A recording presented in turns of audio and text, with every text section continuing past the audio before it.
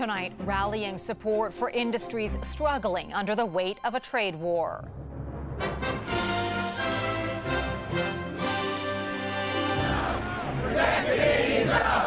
Looking for answers for Canada's ailing auto sector as Mark Carney eyes Washington. You better fight like hell, don't roll over, and keep fighting. Why seeking a clean slate may be the best result for hard-hit businesses.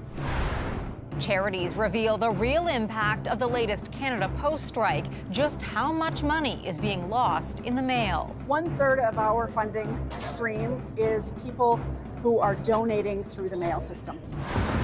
And the Blue Jays dominate Game 1 over the Yankees. He drives one to deep left field. Canada's team hits it out of the park, sending fans nationwide into a frenzy. We're going all the way!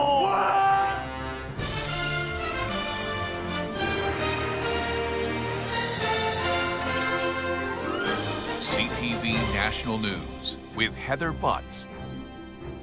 Good evening. Baseball fans across this country are celebrating tonight as the Toronto Blue Jays overpowered the New York Yankees with a statement win. They scored early, held on through the middle, and erupted in the end to claim the Jays' first playoff win since 2016. The fan base has waited years for this, but you don't have to love sports to feel some Canadian pride. CTV's Kamal Karmali was at the game to take it all in. Kamal, an exciting night. What's the atmosphere like in downtown? Heather, the feeling of a Division Series game win against the New York Yankees, no less, is a feeling Blue Jays fans have been waiting a long time for. This has been a long time coming. And it's gone! The last time the Toronto Blue Jays hosted an American League Division Series game was nearly a decade ago. The ball game is over! All the way back in 2016 when they beat Texas. Go Jays, go! A lot has changed since then. Some of those fans who watched that team as kids are now grown up. Jonathan Christos is now taking his dad to the game. We haven't been to a Blue Jays game together since, so it's my first time bringing them here. And believe this Jays team looks even better This feels like almost we have as good of a chance, if not better, than other Jays teams from playoffs past. I went to Remind the you of World that? Series, Does and that- this is like that. He drives one. And it sure did look like it. In Game 1 of their best-of-5 series against the New York Yankees, the Jays' bats were cracking. It's a base hit. After the Yankees closed the gap 2-1, 4 runs in the 7th inning helped pull the Jays away, ending the game with a 10-1 victory. Yankees suck! Yankees suck! Walked all over them. It was guaranteed. Toronto still missing the batting power of Bo Bichette out with an injury. Tonight's win giving them hope they can work with the team they have. All around, well-played game, pitching, hitting, defense. Game 2 is on Sunday, then the series shifts to New York for Game 3. Game 5 would be back here in Toronto, but the Blue Jays hoping that they can end this series much sooner than that. Heather. All right, Kamal, thank you. And as Kamal mentioned, the Jays will face the Yankees again Sunday afternoon in Toronto. Then it's off to the Big Apple for Game 3 on Tuesday. That one will be a late start at 8:08 p.m. Mark Carney will be looking for a victory himself when he heads to Washington on Tuesday, where he'll be meeting with U.S. President Donald Trump. The Prime Minister is facing plenty of pressure to find relief for Canadian sectors hit hardest by Trump's tariffs. But as CTV's Colton Prale reports, some of those impacted say they don't have high hopes. Protect Canadian jobs! At the Stellantis auto plant in Brampton, a simple message. Open the damn plant! Closed since January 2024 for a retooling process that was stopped this February under the threat of Donald Trump's tariffs.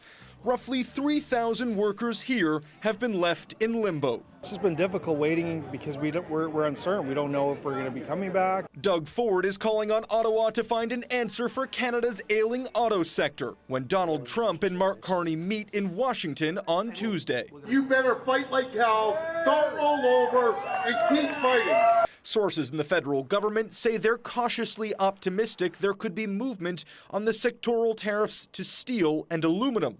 But some aren't as optimistic, arguing the full impact of the 50% metal tariffs won't be felt until the fall.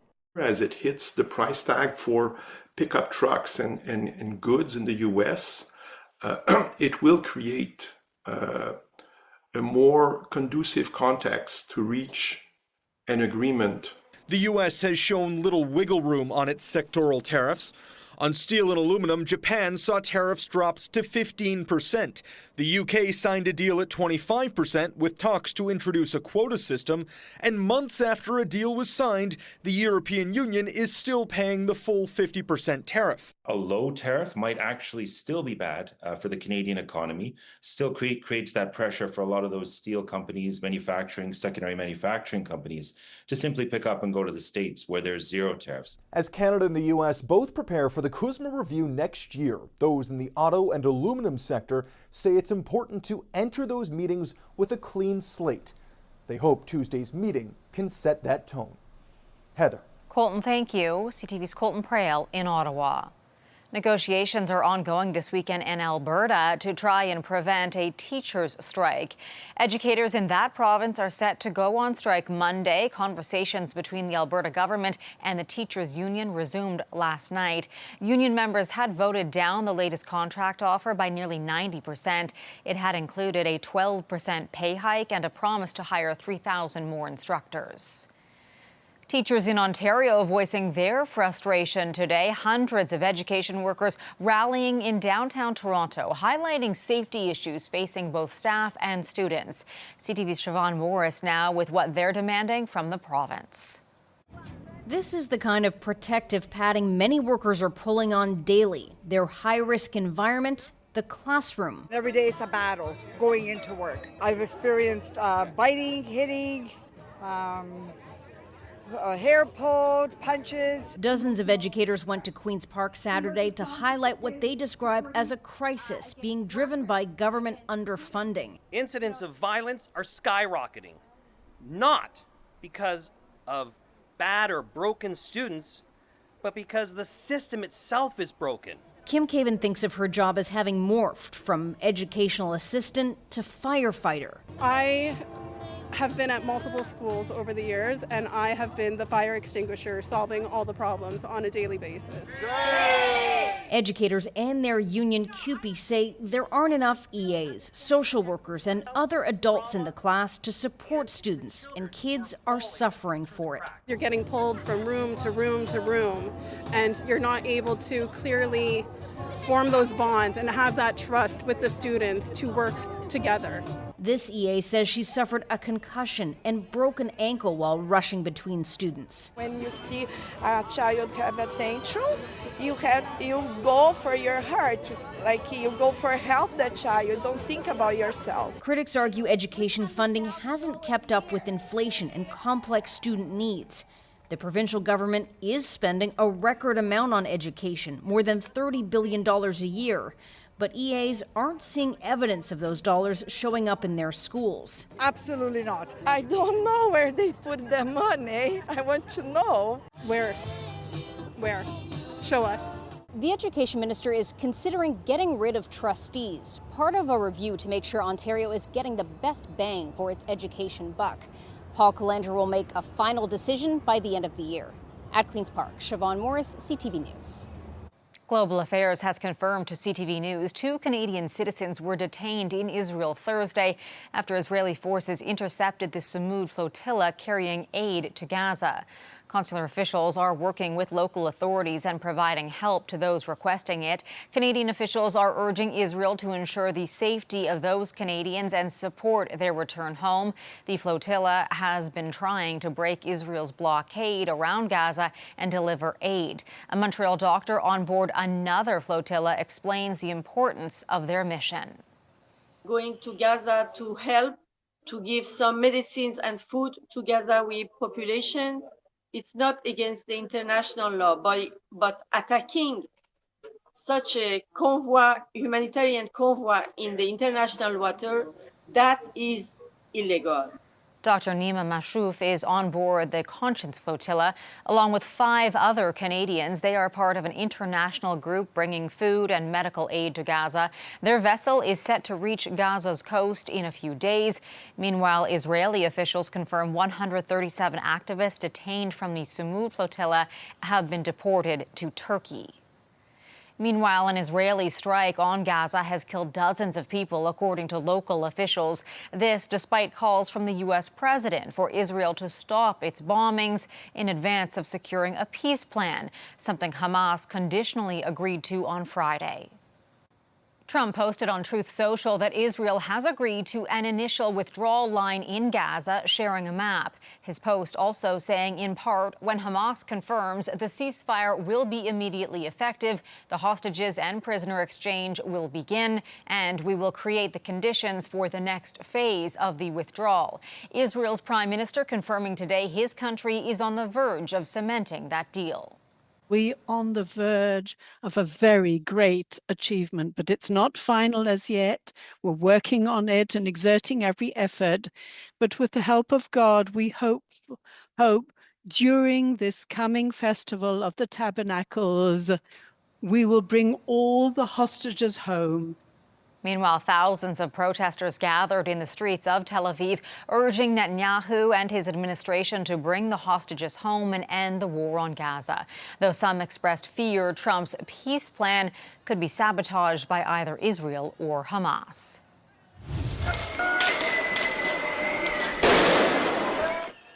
In Rome, pro-Palestinian protesters clashed with police tonight while demonstrating against Israel's war in Gaza and their interception of the international aid flotilla. Officers used tear gas and water cannons on the crowds. Thousands of pro-Palestinian protesters also marched in several European cities like Madrid and Portugal. Here at home, there are proposed changes to the length of time police can detain an intoxicated person. The Manitoba government is looking to allow 72 hours instead of 24. The extended time is aimed at keeping people safe during longer-lasting effects of drugs. CTV's Alex Karpa on why some are calling this a step in the right direction. Mitch Bourbonniere has been helping people for decades. He says he is seeing more people on the streets of Winnipeg who seem to be in a state of psychosis, much of it caused by the use of meth and crack cocaine. It's creating a danger to themselves and others, and they're suffering. Earlier this week, the Manitoba government introduced a bill that would grant authorities the ability to detain intoxicated people for up to 3 days instead of the current 24 hours. Bourbonniere says it's about more than just detaining people. You use those 3 days not just to hold people, but to actually work with them, stabilize them, engage with them, establish relationship, and make a plan with them for the help that they need. The bill does not propose forced addiction treatment, but requires medical assessments for people every 24 hours during detainment if they remain intoxicated. Marian Willis says the updated bill is long overdue, but there's more to be done. You know, the next step along the continuum, in my view, is looking at our recovery models and what needs to change, what's working, what can be expanded. Manitoba Premier Wab Kinew says the current legislation was originally written with alcohol in mind, but meth and other substances have drastically changed everything. We're going to put them in a secure facility instead of the Health Sciences Center emergency room. But while they're there, there's going to be different modes of treatment made available to them. It's not clear whether the bill will be passed into law before the end of the legislative session in mid-November, but Premier Kinew says he's confident it will. Alex Karpa, CTV News, Winnipeg. Coming up after the break. It is incredibly impactful to Souls Harbor and other like charities. The cost of doing business when you're losing donations during a mail strike. Plus, the battle to detect breast cancer. The province experts are pushing to lower the screening age limit.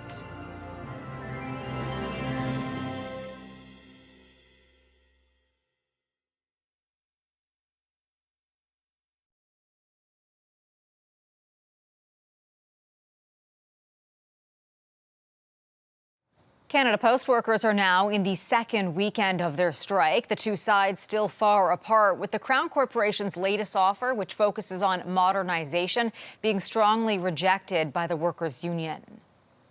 We've also brought forward changes that will enable us to, put the transformation in place that the government has directed us to do so that we don't continue to become a drain on the taxpayers. They've brought the exact same offer back, and they've added about 4 or 5 other poison pills. It takes away thousands of jobs out of the bargaining unit. Canada Post's offer presented on Friday includes a wage increase of just over 13% over 4 years, but removes a signing bonus and includes provisions to see the postal carrier through an expected shrinking of its service. As this latest postal strike drags on, we're hearing from many who are being impacted by the work stoppage, among them charities across Canada. CTV's Paul Hollingsworth profiles a local mission in Halifax that could face a big disruption. And in our takeouts, Souls Harbor Rescue Mission provides food and housing for thousands of people living in Nova Scotia. Like many charities, it relies on donations to support their programs. 1/3 of our funding stream is people who are donating through the mail system. Which means this facility is now braced to take a direct hit during the Canada Post strike. It is incredibly impactful to Souls Harbor and other like charities because we are losing over $1 million in the mail. That money is needed with the cold winter season fast approaching. Money from the fall fundraising program here at Souls Harbor supports meal programs, feeding people in this province. Volunteers organize hot meals at 9 locations across Nova Scotia. For Thanksgiving and also for Christmas. As the work stoppage continues, union leader Dwayne Corner says hurting charities is not the purpose of this strike. At the end of the day, we want to get back to work. We're not looking to harm these people. Souls Harbor Rescue Mission CEO Michelle Porter has a message to donors who usually send money in the mail. If you are able to give a different way than the mail, please call your charity, go online. Porter says those are solutions that could help to ensure donations keep coming in during the Canada Post strike. Paul Hollingsworth, CTV News, Halifax. Still ahead tonight, why this family is warning others to protect their babies against RSV.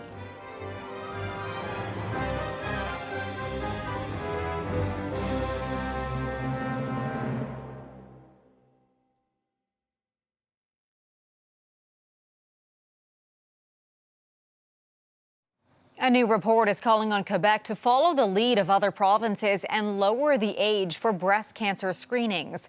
All provinces other than Quebec have lowered the age for breast screening eligibility to at least 45. Quebec has maintained the age at 50. Health experts say lowering the age would help save more lives, but admit it would increase the number of mammograms conducted by at least 133,000 a year and change how screenings are done. By lowering down the age, we're going to have more patients with dense breasts, and therefore the recall rate will increase because we're going to say, okay, she needs a complementary ultrasound screening. Quebec's Breast Cancer Foundation also points out it would be easier and cheaper to treat breast cancer that's detected early. As fall weather begins to settle in across the country, it's a true sign we are on the edge of respiratory virus season. This week, Saskatchewan took steps to better protect babies from RSV. As Alison Bamford explains, it's a shot one family wishes they had. Saskatchewan newborns can now leave the hospital with protection against respiratory syncytial virus, or RSV. It's a single injection that will last throughout the RSV season, so at least 5 months, and in some studies it shows to last even up to 8 months. Before now, RSV immunizations were only offered to high-risk infants. This week, the province expanded its program, making all babies born between October and the end of March eligible with parental consent. An option 3-year-old Barrett Temple's parents wish he had. This would help so many babies that don't have that protection. This time 2 years ago, Barrett got really sick with RSV. He was lethargic, had labored breathing. Eventually, his lips and fingertips turned blue. They rushed him to hospital where he went into cardiac arrest. We have our son, but not everyone can say that. Barrett still deals with lingering effects. He acquired a brain injury after going into cardiac arrest, but he's learned to eat, sit, and talk on his own. Now he's learning to walk. Seeing him do all these things and progress every single day is nothing short of a miracle. Doctors hope miracles won't be necessary with an immunization that's meant to protect babies in their first RSV season when they're most susceptible. In the second season, most people can handle it. It's that first season that we have the most trouble. Saskatchewan joins Manitoba and Nova Scotia in expanding the RSV program, while Ontario, Quebec, and the Northwest Territories introduced this immunization last year. Experts say it's safe, tested, and there have been no reports of serious reactions to the shot. Allison Bamford, CTV News, Saskatoon. Still ahead, something to celebrate. Why this 14-year-old can't contain his excitement on the green.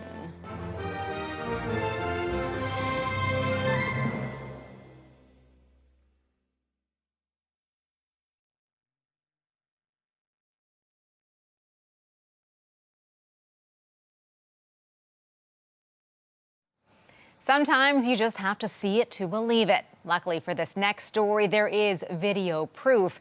It's a tale that will be told many times over in the years to come because this young New Brunswick golfer is just getting started. CTV's Sarah Plowman on the unforgettable shot. To celebrate his 14th birthday, Jack Beardsworth wanted to golf with his dad. Let's go. He picked up the sport earlier this year, but he's already hooked. Not gonna lie, not all my shots are good.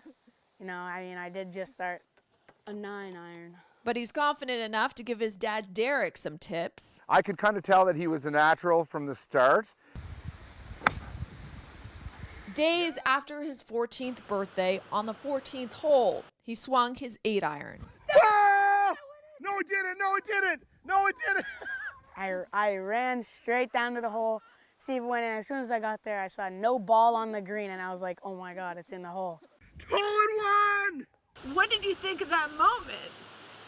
In disbelief, in shock. Like, barely ever happened, so I was pretty happy that it did to me.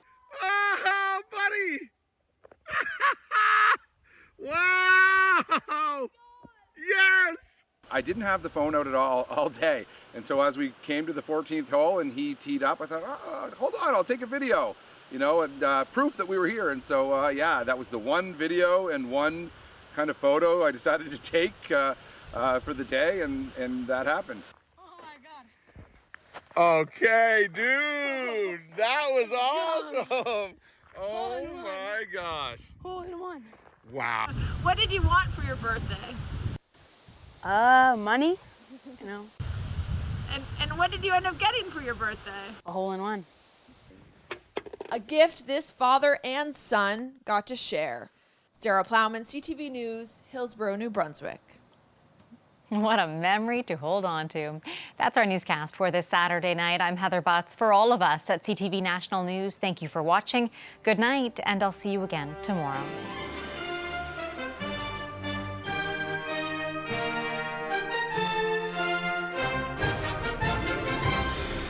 Canada's #1 newscast for excellence in journalism. We begin tonight with breaking news. CTV National News with Omar Sachedina, winner of the Canadian Screen Award for Best National Newscast. Watch weeknights at 11.